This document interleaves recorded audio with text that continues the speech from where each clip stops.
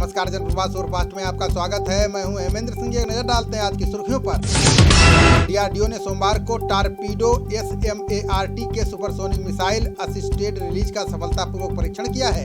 ये पनडुब्बी रोधी युद्ध में स्टैंड ऑफ क्षमता के लिए एक प्रमुख प्रौद्योगिकी सफलता साबित होगी। इस मौके पर रक्षा मंत्री राजनाथ सिंह ने कहा है कि मैं डीआरडीओ और अन्य हितधारकों को इस उपलब्धि के लिए बधाई देता हूँ। चीन के साथ बॉर्डर पर जारी विवाद के बीच वायुसेना प्रमुख RKS भदौरिया ने बड़ा बयान दिया है। वायुसेना भारत और उत्तर भारत के दोनों फ्रंट पर युद्ध के लिए तैयार है। वो चीन और पाकिस्तान दोनों के साथ मुकाबला करने की तैयारी कर चुके हैं। साथ ही भारतीय सेना हर मोर्चे पर दुश्मनों को मात देगी। सुप्रीम कोर्ट में भगोड़े शराब कारोबारी विजय माल्या के मामले पर सुनवाई हुई। अदालत ने विजय माल्या के वकीलों से कहा कि वो कब तक अदालत के समक्ष पेश हो सकता है, इसकी जानकारी दें। वहीं केंद्र का कहना है कि उसे ब्रिटेन में चल रही गुप्त कार्रवाई की जानकारी नहीं है, जिसके कारण माल्या के प्रत्यर्पण में देरी हो रही है। सुप्रीम कोर्ट ने लोन मोरेटोरियम के मामले में सुनवाई टाल दी है। अब अगली सुनवाई 13 अक्टूबर को होगी। सुप्रीम कोर्ट ने केंद्र सरकार के हलफनामे को संतोषजनक नहीं बताया है। साथ ही नया हलफनामा देने के लिए 1 सप्ताह का समय दिया है। बता दें कि केंद्र ने 2 करोड़ रुपए तक के लोन पर चक्रवृद्धि ब्याज माफ करने का हलफनामा दिया था। पीएम मोदी ने यूपी के डिप्टी सीएम केशव प्रसाद मौर्य को फोन किया है। पीएम मोदी ने कोरोना संक्रमित केशव प्रसाद मौर्य के स्वास्थ्य की जानकारी ली। आपको बता दें कि डिप्टी सीएम केशव प्रसाद मौर्य की 2 अक्टूबर को कोरोना पॉजिटिव रिपोर्ट आई थी। इसके बाद से ही डिप्टी सीएम का डॉक्टरों की निगरानी में उपचार चल रहा है। राहुल गांधी और कैप्टन अमरिंदर सिंह की खेती बचाओ पदयात्रा पटियाला पहुंची। इससे पहले संगरूर में राहुल गांधी ने रोष रैली को संबोधित किया। राहुल गांधी ने कहा कि पीएम मोदी ने सोचा होगा कि एक बार कानून बन गया तो किसान कुछ नहीं कर पाएंगे। पीएम मोदी किसानों की शक्ति को जानते नहीं हैं। कैप्टन अमरिंदर सिंह ने कहा कि कानून बन चुका है, दोनों सदनों में वो पारित हो चुका है, राष्ट्रपति की मोहर लग चुकी है, लेकिन किसने कहा कि कानून में संशोधन नहीं हो सकता। मेरी दुआ है कि राहुल गांधी देश के प्रधानमंत्री बने ताकि वे इस काले कानून को रद्द करके किसानों को राहत प्रदान करें।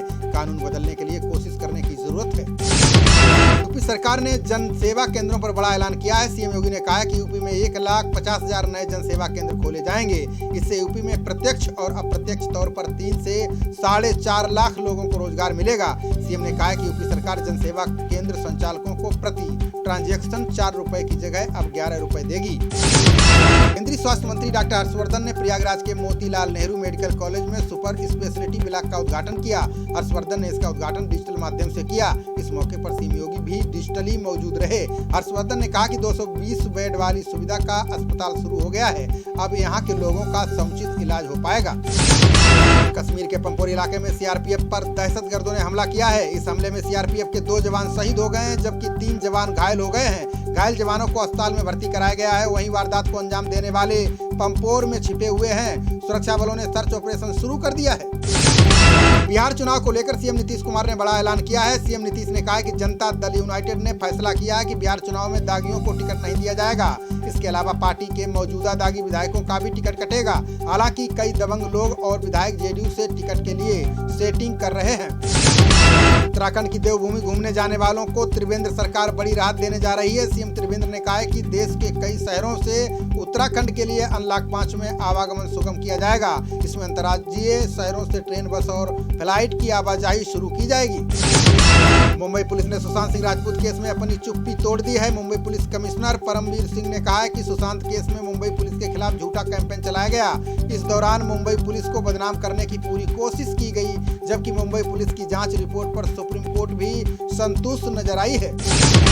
रेलवे यात्रियों को बड़ी सौगात देने जा रहा है। अब रेलवे स्टेशनों पर कैटरिंग और बेडिंग यूनिट्स को ताजा और गर्मा गर्म भोजन बेचने की इजाजत दे दी गई है। इसमें भोजन पैक करके बेचा जाएगा, लेकिन वहां बैठकर खाने की अनुमति नहीं होगी। हालांकि अभी रेलवे ने अनलॉक 5 के तहत 31 अक्टूबर तक के लिए ही छूट दी है। राजस्थान के कांग्रेस नेता सचिन पायलट ने पंचायत चुनाव के बीच 2 बड़ी मांग रख दी है। इसमें एक मांग अशोक गहलोत सरकार से की गई है, जबकि दूसरी मांग पीएम मोदी से की गई है। पायलट ने कहा है कि गहलोत सरकार अपना चुनावी वादा पूरा करे। वहीं पीएम मोदी से गुर्जर समाज को 5% आरक्षण में लाभ देने की मांग की गई है। राजस्थान हाईकोर्ट में निजी स्कूल और फीस वसूली पर आज सुनवाई होगी। हाईकोर्ट फीस वसूली मामले में फाइनल सुनवाई करेगा। आपको बता दें कि इस मामले में राजस्थान सरकार और सुनील समदरिया ने अपील की थी। चीफ जस्टिस इंद्रजीत महांती की खंडपीठ ने निजी स्कूलों की फीस वसूली पर 7 सितंबर को रोक लगा दी थी। जेईई एडवांस 2020 के टॉपर चिराग फलोर ने दाखिला लेने से इनकार कर दिया है। चिराग ने कहा है कि इसका रिजल्ट आने से पहले ही मैंने मैसेच्यूसेट्स इंस्टीट्यूट ऑफ टेक्नोलॉजी में दाखिला ले लिया है, इसलिए अब यहीं से स्नातक की डिग्री पूरी करना चाहता हूं। बता दें कि जेईई एडवांस के पुणे निवासी चिराग ने 396 में से 352 अंकों के साथ टॉप किया है। हाथरस कांड के चारों आरोपियों से मिलने के लिए स्थानीय बीजेपी सांसद राजवीर सिंह दलेर जेल पहुंच गए हैं। सांसद ने हाथरस के जेलर से आरोपियों से मिलने की इजाजत मांगी है, लेकिन जेलर ने सांसद को मिलने की अनुमति नहीं दी है। वहीं सांसद राजवीर ने कहा है कि वो जेलर से मिलने जेल गए थे, उनका आरोपियों से मिलने का कोई इरादा नहीं था। हाथरस मामले में प्रियंका गांधी ने जिलाधिकारी को बर्खास्त करने की मांग की है। प्रियंका गांधी ने कहा है कि हाथरस मामले में जिलाधिकारी की भूमिका संदिग्ध है। जिलाधिकारी ने पीड़ित परिवार से बुरा बर्ताव किया है, इसलिए हाथरस के जिलाधिकारी को यूपी सरकार तत्काल बर्खास्त करे। पटना जिला प्रशासन ने बिहार चुनाव के लिए 47 खुले मैदान और 19 सभागार चिन्हित किए हैं, ताकि इन स्थानों पर राजनीतिक दल अपनी चुनावी रैली और मीटिंग कर सकें। हालांकि पटना जिला प्रशासन ने इसके लिए गाइडलाइंस जारी की हैं। इसमें कहा गया है कि कोरोना संक्रमण के चलते चुनावी रैलियों में 100 लोग ही शामिल हो सकते हैं। साल 2020 में चिकित्सा के क्षेत्र में प्रतिष्ठित नोबेल पुरस्कार विजेता का ऐलान हो गया है। इस साल ये पुरस्कार हेपेटाइटिस सी वायरस की खोज करने वाले हार्वी जे अल्टर, माइकल ह्यूस्टन और चार्ल्स एम राइस को दिया जाएगा। नोबेल विश्व का सर्वोच्च पुरस्कार है, जो चिकित्सा के अलावा शांति, साहित्य, भौतिकी, रसायन और अर्थशास्त्र के क्षेत्र में दिया जाता है। घरेलू विमान कंपनी स्पाइस जेट ने कहा है कि वो 4 दिसंबर से दिल्ली और मुंबई से लंदन तक नॉन स्टॉप उड़ानें संचालित करेगी। दिल्ली लंदन फ्लाइट और मुंबई लंदन फ्लाइट ब्रिटेन के साथ हुए एयर बबल समझौते के अनुरूप परिचालन करेगी। इन उड़ानों के लिए स्पाइस जेट एयरबेस नियो विमान का उपयोग करेगा। यूपी के हाथरस मामले में पीड़ित परिवार से मिलने के लिए आपकी 5 सदस्यीय टीम पहुंची। टीम में सांसद संजय सिंह और विधायक राखी बिड़लान मौजूद थे। वो जैसे ही पीड़िता के गांव के बाहर पहुंचे, तभी दीपक शर्मा ने दोनों नेताओं पर काली स्याही फेंक दी, जो हिंदूवादी संगठन से जुड़ा हुआ बताया जा रहा है। बंगाल के राज्यपाल जगदीप धनखड़ ने बीजेपी नेता की जान लेने के मामले में सीएम ममता को मैसेज किया है, लेकिन सीएम ने राज्यपाल के मैसेज को कोई तवज्जो नहीं दिया। राज्यपाल ने कहा कि ये घटना के मामले में सीएम से बात करना चाहते थे, इसलिए उन्होंने मैसेज भेजा था, लेकिन सीएम ने ना तो बात की और ना ही कोई जवाब दिया है। आरजेडी नेता तेजस्वी यादव ने बिहार चुनाव के लिए पार्टी के प्रत्याशियों के नाम घोषित करना शुरू कर दिए हैं। इसमें पार्टी के वरिष्ठ नेताओं के बेटा बेटी, पत्नी और बहुओं का दबदबा दिखा है। इस कड़ी में आरजेडी के बिहार प्रदेश अध्यक्ष जगदानंद सिंह के बेटे सुधाकर सिंह और शिवानंद तिवारी के बेटे राहुल तिवारी सहित अन्य को टिकट दिया गया है। अटल टनल के बनने से अब चीन पूरी तरह से बौखला चुका है। चीन के सरकारी अखबार ग्लोबल टाइम्स ने भारत को गीदड़ भभकी देते हुए कहा है कि भारत चीन के बीच युद्ध के समय चीनी सेना इसे बर्बाद कर देगी। भारत को अटल टनल बनाने में बहुत ज्यादा फायदा होने वाला नहीं है। उत्तराखंड की चारधाम यात्रा पर आने वाले श्रद्धालुओं को बड़ी राहत मिल गई है। चारधाम देवस्थानम प्रबंधन बोर्ड ने कहा है कि चारों धाम में रोजाना दर्शन के लिए काफी श्रद्धालु आ रहे हैं, इसलिए बद्रीनाथ और केदारनाथ में 3-3 हजार श्रद्धालु रोजाना दर्शन करने जा सकेंगे, जबकि गंगोत्री में 900 और यमुनोत्री में 700 श्रद्धालु जाएंगे। गौतम बुद्ध नगर की कोटेक 3 पुलिस ने 25,000 के इनामी बदमाशों को गिरफ्तार किया है। एडीजीपी कानून व्यवस्था इलामारन ने बताया है कि पुलिस ने इसे खैरपुर गांव के पास से मुठभेड़ के दौरान दबोचा है। इसका नाम टिंकू है। ये लूट, चोरी और जानलेवा हमले में वांछित था। बदमाश टिंकू के कब्जे से बाइक, तमंचा और 2 कारतूस बरामद किए गए हैं। मुरादाबाद पुलिस ने सीएए विरोधी प्रदर्शन के मामले में पूर्व राज्यपाल अजीज कुरैशी को नोटिस भेजा है। पुलिस पूर्व राज्यपाल से सीएए विरोधी प्रदर्शन को लेकर बयान दर्ज करेगी। आपको बता दें कि जब सीएए के विरोध में प्रदर्शन चल रहे थे, उस दौरान मुरादाबाद के धरना प्रदर्शन में पूर्व राज्यपाल शामिल हुए थे और उन्होंने भाषण भी दिया था। यूपी के सहारनपुर से 9 बार सांसद रहे पूर्व केंद्रीय मंत्री काजी रशीद मसूद का कोरोना से निधन हो गया है। उन्होंने रुड़की के निजी अस्पताल में अंतिम सांस ली। बताया जा रहा है कि रशीद मसूद की 27 अगस्त को कोरोना रिपोर्ट पॉजिटिव आई थी। दिल्ली में अपोलो अस्पताल के इलाज से ठीक हो गए थे, लेकिन कल फिर तबीयत बिगड़ गई थी। उड़ीसा में बीजू जनता दल के विधायक प्रदीप महारथी का कोरोना से निधन हो गया है। 65 वर्षीय विधायक महारथी ने निजी अस्पताल में अंतिम सांस ली। बीजू जनता दल ने बताया कि प्रदीप महारथी पुरी जिले की पिपली सीट से 7 बार विधायक रहे। उनके परिवार में पत्नी प्रतिभा, बेटे रुद्र प्रताप और बेटी पल्लवी हैं। कोरोना संकट के बीच मुंबई के मरीन ड्राइव में मास्क के खिलाफ जोरदार प्रदर्शन हुआ। प्रदर्शनकारियों ने इसे एंटी मास्क प्रदर्शन नाम दिया। प्रदर्शनकारियों ने कहा कि देश से लॉकडाउन वापस लिया जाए। इस दौरान युवाओं ने कहा कि मास्क लगाने से सांस लेने में दिक्कत हो रही है, इसकी वजह से कैंसर होने के संकेत मिलने लगे हैं। वाराणसी के लाल बहादुर शास्त्री एयरपोर्ट पर विमान की इमरजेंसी लैंडिंग कराई गई है। यह विमान अहमदाबाद से पटना जा रहा था। स्पाइस जेट के मैनेजर राजेश सिंह ने बताया कि विमान में तकनीकी खराबी के बाद वाराणसी एयरपोर्ट पर उतारा गया है। इसमें 85 यात्री सवार थे। इन्हें बाहर निकाला गया। साथ ही टीम विमान में आई खराबी को सही करने में लगी है। एम्स की रिपोर्ट पर शिवसेना ने केंद्र पर हमला बोला है। संजय राउत ने कहा है कि ये एम्स फॉरेंसिक मेडिकल बोर्ड के प्रमुख डॉक्टर सुधीर गुप्ता की रिपोर्ट है। उनका शिवसेना से कोई राजनीतिक संबंध नहीं है। राउत ने कहा कि शुरू से ही महाराष्ट्र सरकार और मुंबई पुलिस को बदनाम करने की साजिश रची जा रही है।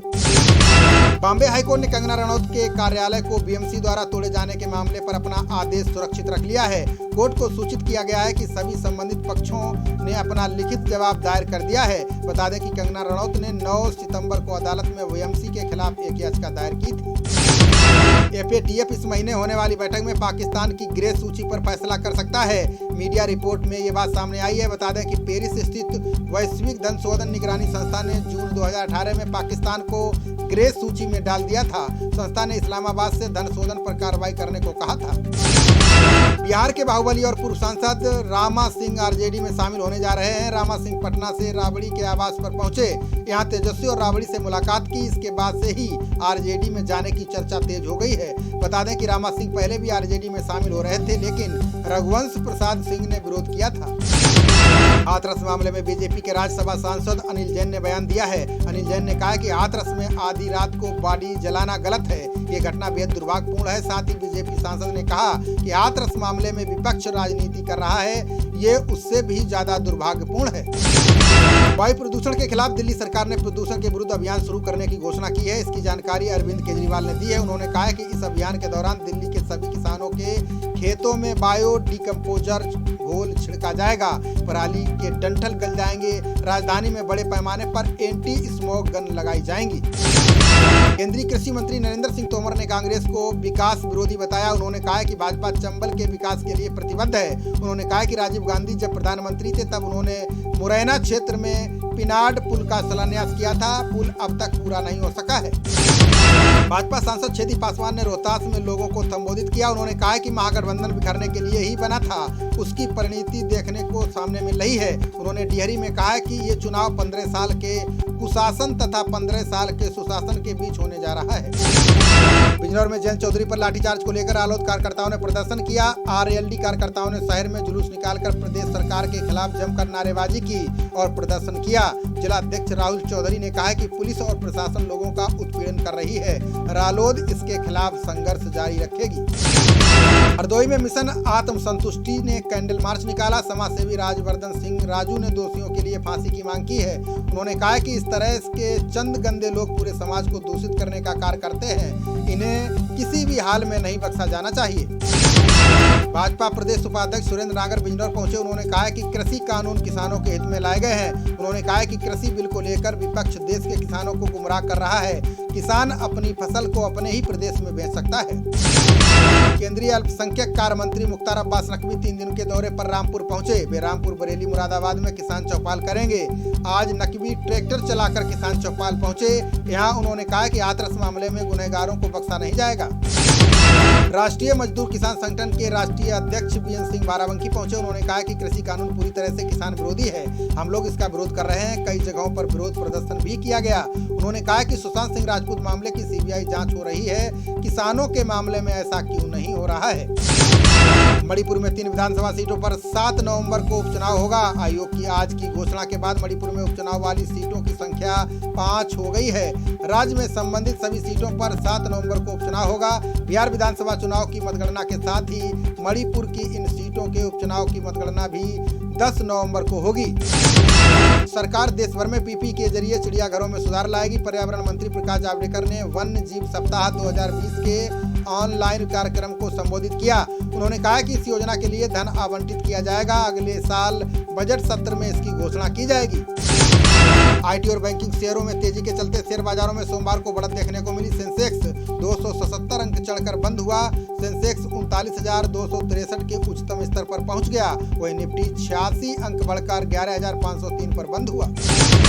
बिजनौर के किरतपुर ब्लॉक के मध्यम वर्गीय परिवार की बहू ने बिजनौर का नाम रोशन किया है। विपिन चौहान एडवोकेट की पत्नी संदीप चौहान का अपर जिला जज के पद पर चयन हुआ है। इससे परिजनों में खुशी की लहर दौड़ गई है। संदीप चौहान ने अपनी सफलता का श्रेय गुरुजनों और परिवारजनों को दिया है। खबरों का सिलसिला जारी रहेगा। देखते रहिए जनप्रवाद। नमस्कार।